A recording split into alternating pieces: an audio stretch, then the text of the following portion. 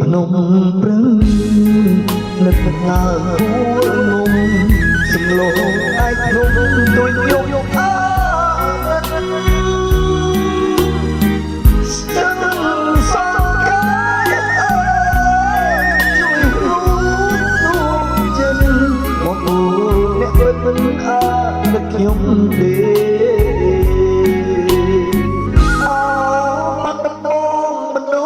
ចិត្តមិនអើមេត្តាអ្នកខ្លាំងឲ្យបងយល់ស្មងបននឹងហើយនឹងដើរស្រីបំភ្លេចភក្តីបាត់ដំមក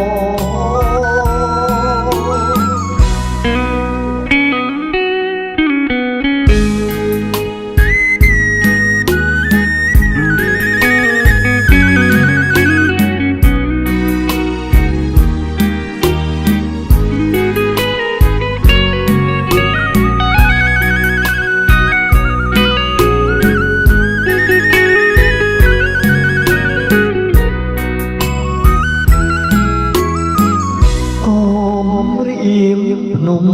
ព្រឹងនឹកឡើងគួរងំសំឡូងឯកភ្នំជួយយក